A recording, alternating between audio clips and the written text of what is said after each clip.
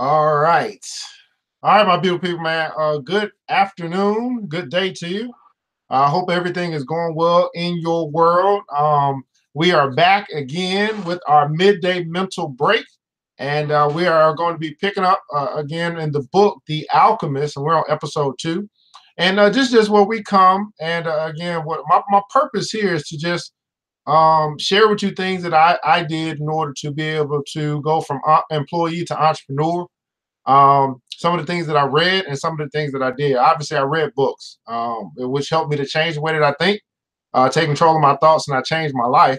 And then, secondarily, one of the strategies that I did was I would take 30 minutes of my hour lunch. I would walk around the campus and I would actually read. And one of the books that I read was The Alchemist, Turning Lead into Gold. And it helped me to understand that I could change my life. That it was up to me. If it is to be, it is up to me. You absolutely can change as well. And that's a choice that you have to make.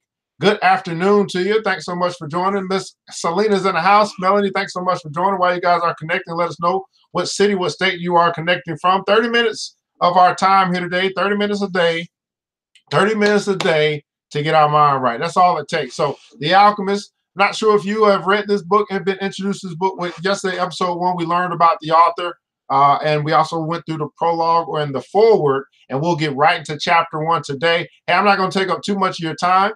Let's get right into today's broadcast. New Black Wall Street Book Club, Mr. DJ, hit the music. New Black Wall Street Book Club. Evan Jefferson, brother, much love. Educating, elevating, because in knowledge is the power and we'll never give it up. Literature's for the masses. Where to put your money down and how to watch your assets. Yeah, uplifting others is a passion. My brother Evan, he will turn it into action. New Black Wall Street Book Club. You should come read with us. Yeah, we comprehend and discuss. We all just come together. There's no limit for us. Here comes your host, New Black Wall Street. Evan, take it away. New Black Wall Street Book Club. All right, my beautiful people, again, thanks so much for joining us. ERGJ, Certified Financial Educator, CEO of ERGJ Enterprise and also ERGJ Black Bazaar. We're back here today with the New Black Wall Street Book Club, going through the book, The Alchemist. The Alchemist. This is a book that was recommended by Will Smith, Oprah Winfrey. The Alchemist will be picking up today in chapter 1. Today's episode is sponsored by ERGJ Black Bazaar. That's right, ERGJ Black Bazaar. We do have the Black History, that's right, Black History activity books available for you. Only $10. This one here is Uncle Malcolm, obviously giving the kids some information about Malcolm X, and they can go through and they can read and color and connect the dots, have all these activities to learn about Malcolm X. We got about 8 other historical figures that they can learn about as well. Go to www.ergjblackbazaar, www.ergjblackbazaar. Pick up your Black History activity book today. Now, here's the deal, guys. We're going to do this every day, and the reasoning behind why I've been commissioned to do this every day is because we got to fight evil. We got to fight negative thoughts. We got to fight doubt. We have to fight worry. We have to fight anxiety. We have to fight mental health. And one of those ways, number 1, is to simply read. Reading helps develop the mind and patience and things like that. And number 2, reading together. There's something about togetherness. Many of us probably wouldn't do it if we didn't do it with other people. So I'm just creating a space where we can do it together. Now, you have the opportunity to join the book club. This is a public offering that we're doing today, and we'll continue to do public offerings. But if you want to go in depth, you want to go further, you want to really connect with people, like-minded people, because I believe I'm connected to like-minded people saying, hey, we understand that reading is valuable, it's important, and we shouldn't stop doing it. Then you can actually join the Black Billionaires Club, and the book club is a part of the Black Billionaires Club, and that is only $10 to join at this particular time. We do have a personal development session, and we also have a business development session. Matter of fact, tomorrow, which is going to be Thursday, we'll be picking up on our business development session. Well, we're going through how to get 100 ways to get $100,000 to fund your business. Now, I think this is very interesting. I put up a post about anything crazy, i.e. R. Kelly. We got a lot of response. I talk about how you can get to the money, not much response. It tells me that very few are interested in the things that they talk about the most. Again, it just shows us that very few of us are really interested, really want the things that we talk about the most. Many of us entrepreneurs, we're always talking about money and capital. When we start talking about, well, we're going to talk about how to get to the money, that interest goes down very quickly. But that's okay, because I'm only interested in those that are interested. I'm only interested in those who are interested. I'm looking for people who are looking for me, and that's just what we're going to do. But anyway, hey, The Alchemist, right, by Paulo Coelho. This book, again, was written back, I believe, in 1998, published back. Let me make sure. I want to make sure I get the date right for you. You know, you go to that first page, it gives you this book was published back in 1998. And it became popular about 25 years after he wrote it. So sometimes you just got to wait. It's a book about a little boy named Santiago. Let's pick up in chapter 1 of The Alchemist. How many guys read this book before? How many guys is your first time? You're like, I'm just not hearing about The Alchemist. Well, hey, here we're gonna go into this thing together. Chapter 1, or part 1. It's not even chapters. Part 1. The boy's name was Santiago. Dusk was falling as the boy arrived with his herd at an abandoned church. The roof had fallen in long ago. An enormous sycamore had grown on the spot where the sacristy had once stood. He decided to spend the night there. He saw to it that all the sheep entered through the ruined gate, and then laid some planks across it to prevent the flock from wandering during the night. There were no wolves in the region, but once an animal had strayed during the night, and the boy had to spend the entire next day searching for it. That reminds me of my dog. My dog get out. Well, I'd be spending all day trying to find my dog. He swept the floor with his jacket and lay down, using the book he had just finished reading as a pillow. He told himself that he would have to start reading thicker books. They lasted longer and made more comfortable pillows. I find that interesting. A shepherd boy, he was reading. It was still dark when he awoke, and looking up, he could see the stars through the half-destroyed roof. I wanted to sleep a little longer, he thought. He had had the same dream that night as a week ago, and once again he had wakened before it ended. He arose and taking up his crook, began to awaken the sheep that still slept. He had noticed that as soon as he awoke, most of the animals almost began to stir. It was as if some mysterious energy bound his life to that of the sheep, with whom he had spent the past 2 years, leading them through the countryside in search of food and water. They are so used to me that they know my schedule, he muttered. Thinking about that for a moment, he realized that it could be the other way around, that it was he who had become accustomed to their schedule. But there were certain of them who took it a bit longer to awaken. The boy prodded them one by one with his crook, calling each by name. He had always believed that the sheep were able to understand what he said. So there were times that he would read them parts of his books that had made an impression on him. But when he would tell them of the loneliness of the happiness of a shepherd in the field, sometimes he would comment to them on the things he had seen in the villages they passed. How many guys got pets? And they become your best friend, and you share with them all these stories. I can feel Santiago. But for the past few days, he had spoken to them about only one thing: the girl, the daughter of a merchant who lived in the village they would reach in about 4 days. He had been to the village only once, the year before. The merchant was the proprietor of a dry goods shop, and he was always demanded that the sheep be sheared in his presence so that he would not be cheated. A friend had told the boy about the shop, and he had taken his sheep there. I need to sell some wool, the boy told the merchant. The shop was busy, and the man asked the shepherd to wait until the afternoon. So the boy sat on the steps of the shop and took a book from his bag. I didn't know shepherds knew how to read, said the girl's voice behind him. The girl was typical as a region of Andalusia, with flowing black hair and eyes that vaguely recalled the Moors' conquerors. Well, usually I learn more from my sheep than from my books, he answered. During the 2 hours that they talked, she told him she was the merchant's daughter and spoke of life in a village where each day was like all the others. The shepherd told her of the Andalusian countryside and related the news from the other towns where he had stopped. It was a pleasant change from talking to his sheep. How did you learn to read? The girl asked at one point. Like everybody learns, he said, in school. Well, if you know how to read, Why are you just a shepherd?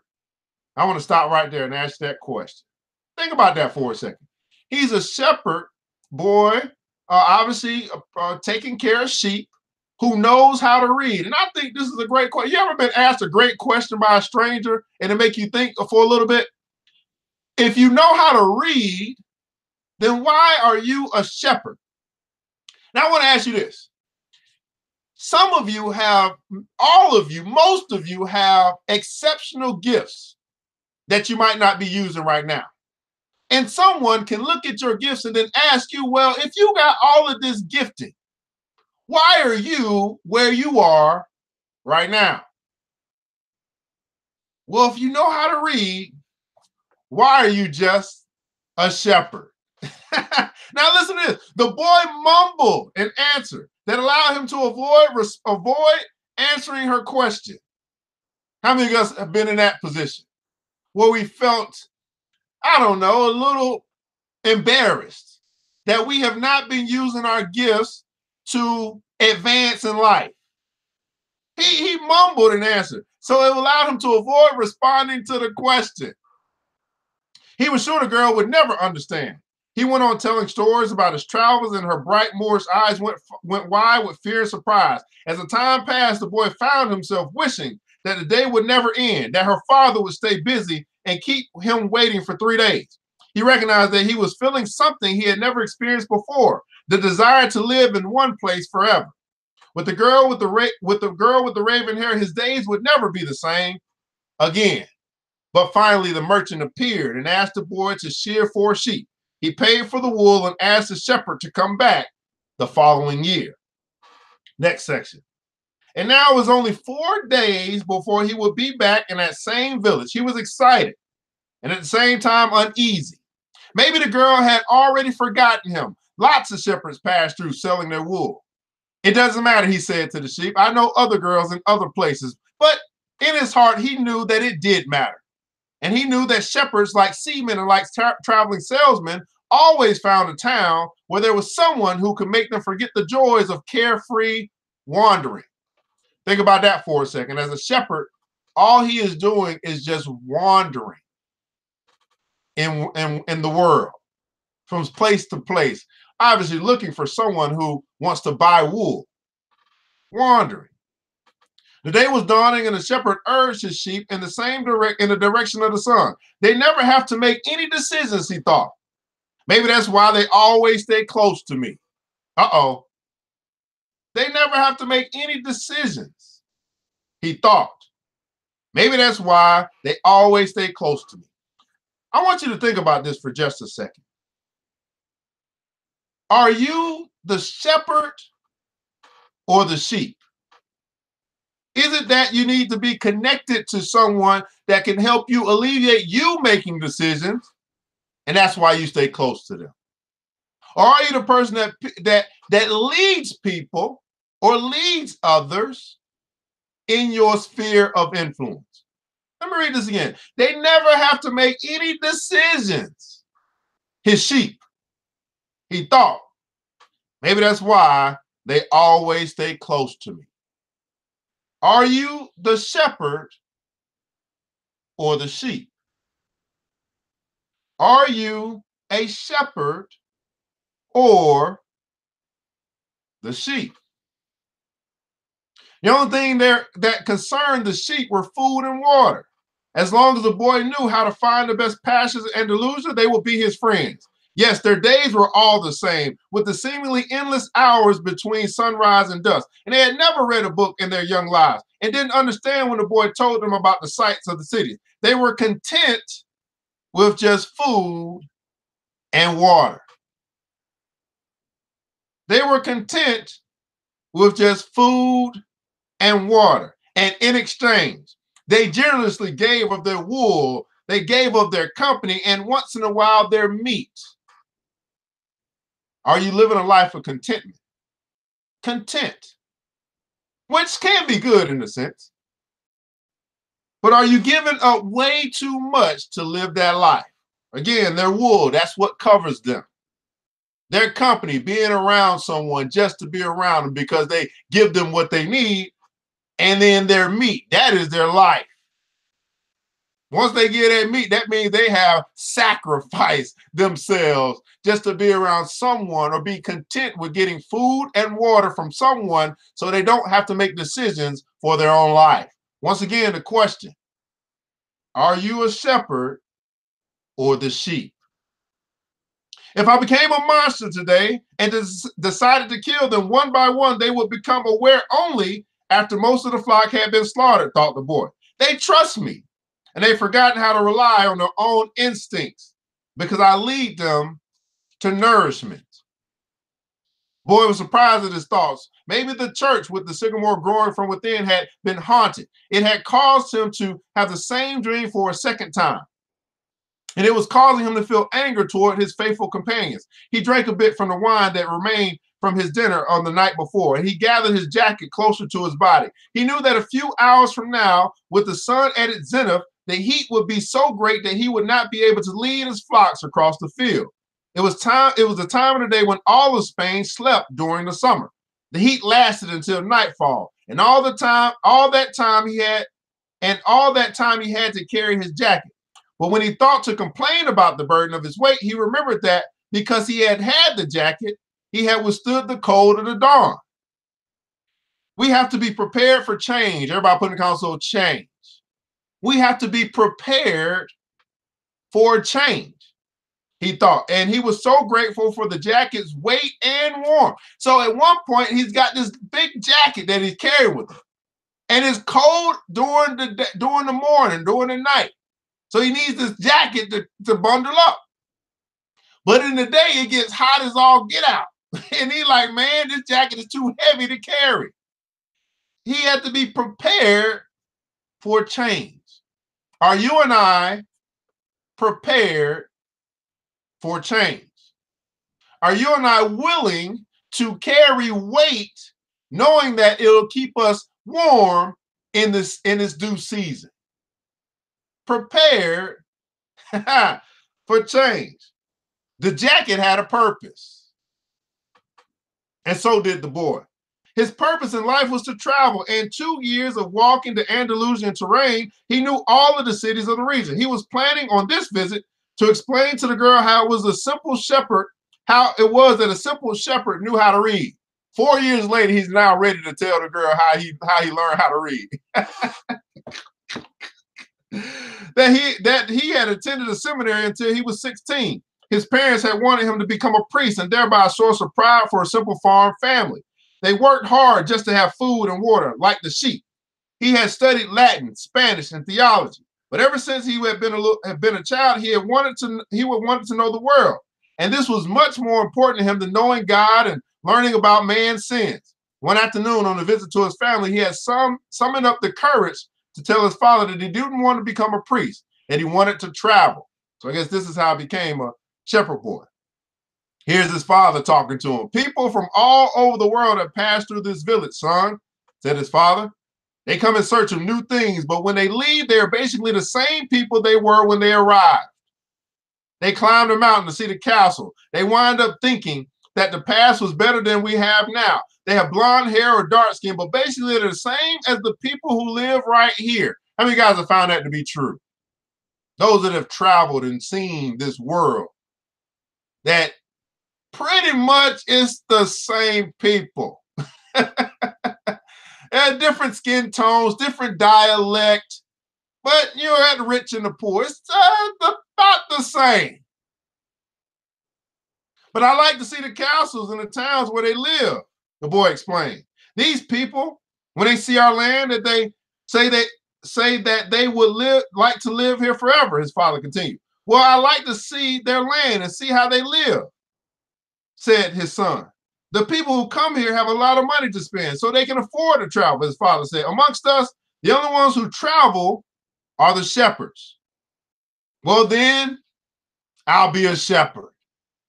So he was willing to give up all of this that he was learning because he said, hey, this is what I want to do. My question to you is, do you have figured out what you want to do? That you might be willing to become a shepherd to travel the world if traveling is what you want to do. His father said, no more.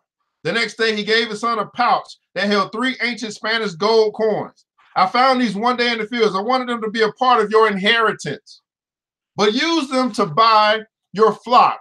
Take to the fields, and someday you'll learn that our countryside is the best and our women are the most beautiful. So his father was giving him wisdom, which we'll probably find later on, that yes, you go ahead and explore.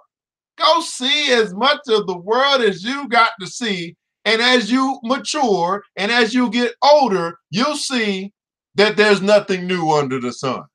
That no matter where you go, it's pretty much the same. How many guys have ever felt in your life that you just had to get away? I got to move. I got to start over. I got to go to a new space. And then maybe you found when you got there that it's pretty much the same. Now, I want to tell you this. The only difference is when you change. See, when you and I change, then we start to see things differently, and then that becomes different. But until you and I change, it doesn't matter if we change our environment, we're still the same, so therefore we still get the same results. How many of you guys found that to be true? That as you have changed, your world has changed. But as you've changed your world, nothing has changed. Let me say that again for the people in the back. As you have changed, your world has changed. But as your world has changed, nothing has changed. And he gave the boy his blessing. The boy could see in his father's gaze a desire to be able himself to travel the world, a desire that was still alive despite his father's having to bury it over dozens of years under the burden of struggling for water and drink, food to eat, in the same place to sleep every night of his life. Next section. The horizon was tinged with red, and suddenly the sun appeared. The boy thought back to that conversation with his father and felt happy. He had already seen many castles and met many women, but none of the equal the one who awaited him several days hence. He owned a jacket, a book that he could trade for another, and a flock of sheep. But more important, he was able every day to live out his dream. Listen to that. Of all that he owned, the most important thing that he was able to live out his dream. Everybody put in the console, live out my dream. It didn't matter of the clothes that he wore or the money that he had in his pocket or the assets that he owned. His most important thing was to be able to live out his dream. If he were to retire of the Andalusian fields, he could sell his sheep and go to the sea. By the time he had had enough of the sea, he would already have known other cities, other women, and other chances to be happy. I could have found God in the seminary, he thought, as he looked at the sunrise. Whenever he could, he sought out a new road to travel. Everybody put it down on new road. Whenever he could, he sought out a new road to travel. He had never been to that ruined church before, in spite of having traveled through those parts many times. The world was huge and inexhaustible. He had only to allow his sheep to set the route for a while, and he would discover other interesting things. The problem is that they don't even realize that they're walking a new road every day. Could that be our problem? That we don't realize that we're walking a new road every day.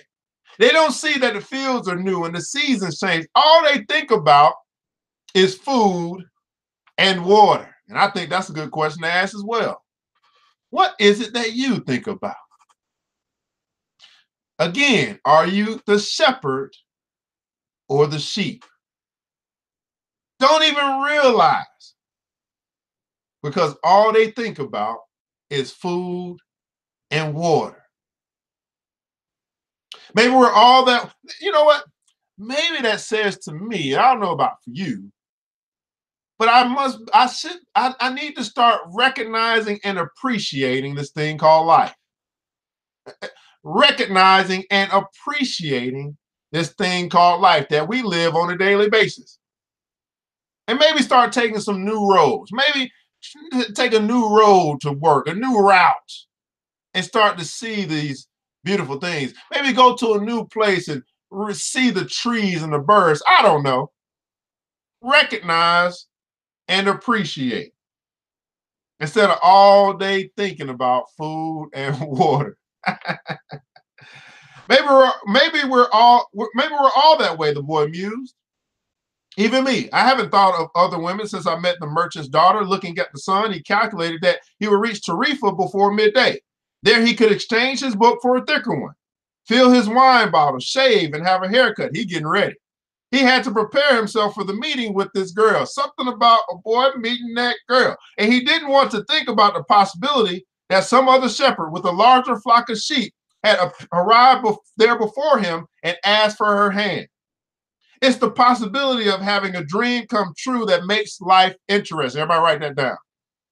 It's the possibility of having a dream come true that makes life interesting. It's the possibility of having a dream come true that makes life interesting, he thought.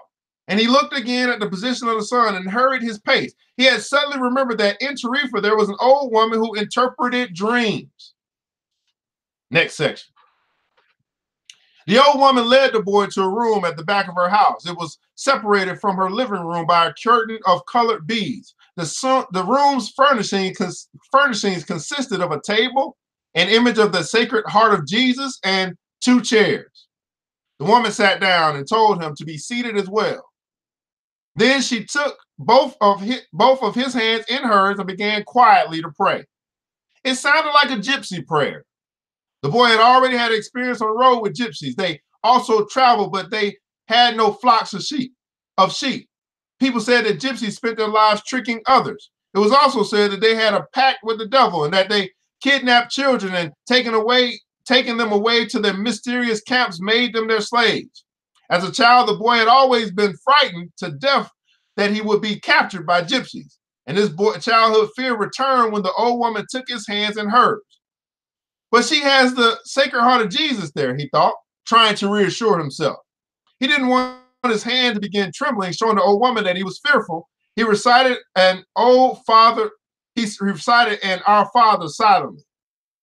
Very interesting, said the woman, never taking her eyes from the boy's hands, and then she fell silent.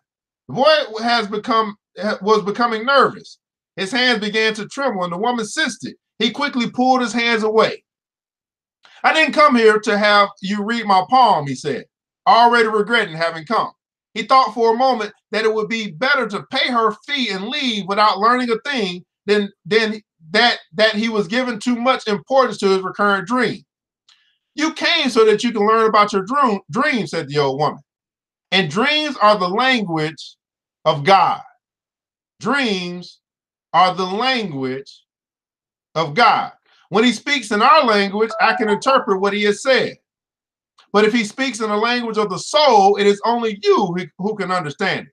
But whichever it is, I'm going to charge you for the consultation. Another trick, the boy thought. But he decided to take a chance. Everybody put in the console, take a chance. He decided to take a chance. A shepherd always takes his chances with wolves and with drought. And that's what makes a shepherd's life exciting. I've had the same dream twice, he said. I've dreamed that I was in a field with my sheep when a child appeared and began to play with the animals. I don't like people to do that because the sheep are afraid of strangers. But children always seem to be able to play with them without frightening them. I don't know why. I don't know how animals know the age of human beings. Tell me more about your dreams, said the woman. I have to get back to my cooking. I have to get back to my cooking, and since you don't have much money, I can't give you a lot of time. The child went on playing with my sheep for quite a while, continued the boy, a bit upset. And suddenly, the child took me by both hands and transported me to the Egyptian pyramids. He paused for a moment to see if the woman knew what the Egyptian pyramids were, but she said nothing. Then at the Egyptian pyramids, he said the last 3 words slowly so that the old woman would understand. The child said to me, if you come here, you will find a hidden treasure. And just as she was about to show me the exact location, I woke up both times. The woman was silent for some time. Then she again took his hands and studied them carefully. I'm not going to charge you anything now, she said, but I want 1/10 of the treasure if you find it. The boy laughed out of happiness.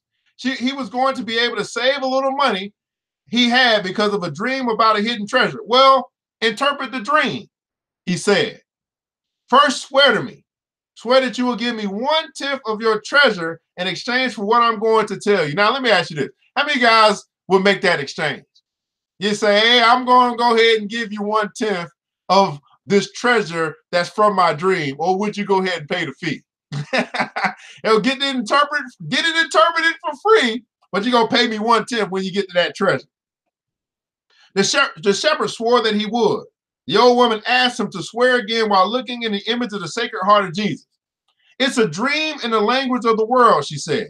I can interpret it, but the interpretation is very difficult. That's why I feel that I deserve a part of what you find. And this is my interpretation. You must go to the pyramids in Egypt. I've never heard of them, but if it was a child who showed them to you, they exist. There you will find a treasure that will make you a rich man. The boy was surprised and irritated. But if it was he didn't need to seek out the old woman for this. But then he remembered that he was going to have to pay something. I didn't need to waste my time just for this, he said. I told you that your dream was a difficult one. It's the simplest things in life that are the most extraordinary. Everybody putting that in the comments below. It's the simplest things in life that are the most extraordinary. Only wise men are able to understand them. And since I'm not wise, I have had to learn other arts, such as the reading of palms. Well, how am I going to get to Egypt? I only interpret dreams. I don't know how to turn them into reality. That's why I have to live off what my daughters provide me with. And what if I never get to Egypt? Then I don't get paid. It wouldn't be the first time. And the woman told the boy to leave, saying she had already wasted too much time with him. So the boy was disappointed. He decided that he would never again believe in dreams. Uh-oh. How many guys have stopped believing because of disappointment? How many have stopped believing because of disappointment from others?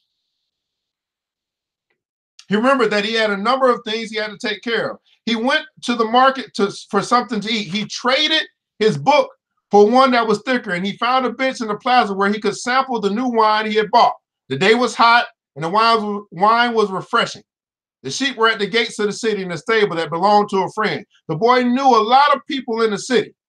That was what made traveling appeal to him. He always made new friends, and he didn't need to spend all his time with them. When someone sees the same people every day, as had happened with him at the seminary, they wind up becoming a part of that person's life. And then they want the person to change. If someone isn't what others want them to be, the others become angry. Everyone seems to have a clear idea how other people should lead their lives, but none about his or her own. Uh-oh. Everyone seems to have a clear idea how other people should lead their lives, but none about his or her own. He decided to wait until the sun had sunken a bit lower in the sky before following his flock back through the fields. 3 days from now, he would be with the merchant's daughter. He started to read the book he had bought. On the first page, it described a burial ceremony. The names of people involved were very difficult to pronounce. If he ever wrote a book, he thought, he would present one person at a time so that the reader wouldn't have to worry about memorizing a lot of names. When he was finally able to concentrate on what he was reading, he liked the book better. The burial was on a snowy day, and he welcomed the feeling of being cold. And as he read on, an old man sat down at his side and tried to strike up a conversation. What are they doing? The old man asked, pointing to the people in the plaza. Working. The boy answered dryly, making it look as if he wanted to concentrate on his reading. Actually, he was thinking about shearing his sheep in front of the merchant's daughter so that he could see that he was someone who was capable, so she could see that he was someone capable of doing difficult things. He had already imagined the scene many times. Every time, the girl became fascinated when he explained that the sheep had to be sheared from back to front. He also tried to remember some good stories to relate as he sheared the sheep. Most of them he had read in books, but he would still tell them as if they were personal experience. She would never know the difference because she didn't know how to read. Meanwhile, the old man persisted in his attempt to strike up a conversation. He said that he was tired and thirsty and asked if he might have a sip of the boy's wine. The boy offered his bottle, hoping that the old man would leave him alone. But the old man wanted to talk, and he asked the boy what book he was reading. The boy was tempted to be rude and moved to another bench, but his father had taught him to be respectful of the elderly. So he held out the book to the man for two reasons. First, that he himself wasn't sure how to pronounce the title, and second, that if the old man didn't know how to read, he would probably feel ashamed to decide of his own accord to change benches. The old man said, looking at all sides of the book as if it were some strange object. This is an important book, but it's really irritating. The boy was shocked. The old man knew how to read and had already read the book. And if the book was irritating, as the old man said, the boy still had time to change it for another. It's a book that says the same thing almost all other books in the world say, continued the old man. It describes people's inability to choose their own personal legends. And it ends up saying that everyone believes the world's greatest lie. What's the world's greatest lie? The boy asked, completely surprised. It's this, that at a certain point in our lives, we lose control of what's happening to us, and our lives become controlled by fate. That's the world's greatest lie. And we're going to stop there. World's greatest lie is this, that at a certain point in our lives, we lose control of what's happening to us, and our lives become controlled by fate. That's the world's greatest lie.